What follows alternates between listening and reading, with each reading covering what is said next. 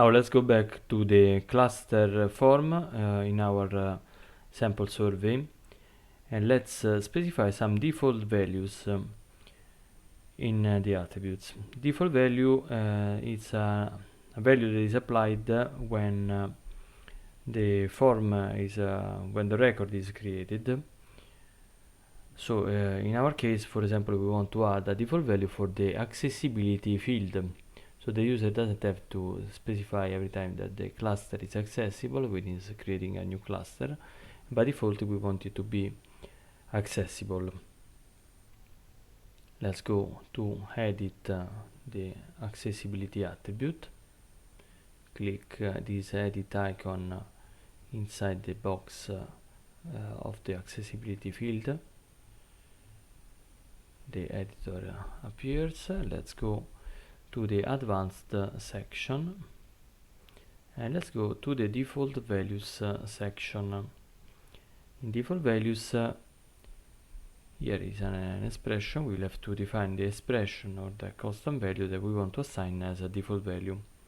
In our case, let's add just a constant value for this. So let's click the edit icon, select constant value, will be already selected, and select accessible. Okay, this is the expression that is applied. It's just value 0, that is the code associated to this item in the category, in the accessibility category, and press apply. If you want, when you specify the default values, you can specify another condition in the apply if. So for example, you want to apply this value only when, for example, the cluster ID is greater than a particular value or something like this, or otherwise you want to apply another default value when another condition is verified. But now let's keep it as it is. Let's save and go back. Let's see if it works as expected. Let's make a preview of the record. You see by default now we have the accessibility set as accessible. We can do something similar, for example, for the time study, for date and start time. Date, we want the date to be the current date when this time study is created, and the start time we want it to be the current time.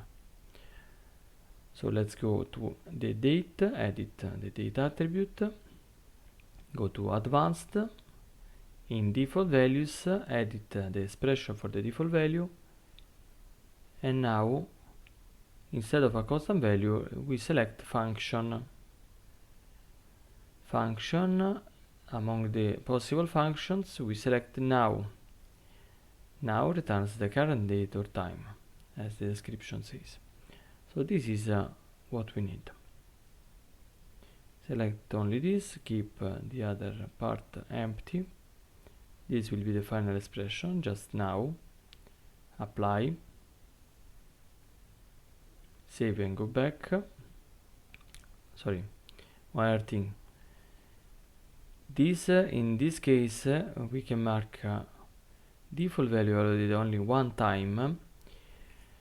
That means that since the now this expression will return every time the current date or current time, depending on the attribute where you use it, it's better to select in this case that it will be evaluated only one time. So the first time that the time study is created, it will be evaluated.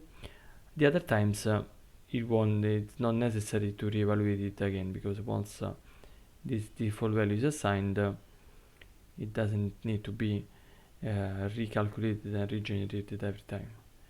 So in this case, when you use date or time with this now function, it's better to select this option.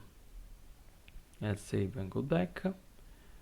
Let's do something similar to the start time. Edit the start time, go to advanced, default values, you select function, and in the list of functions you select now.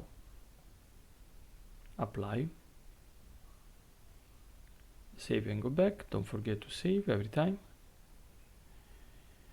Let's try a preview of our survey. If we create a new row for the time study, you will see date and start time will be automatically filled with the current date and current time.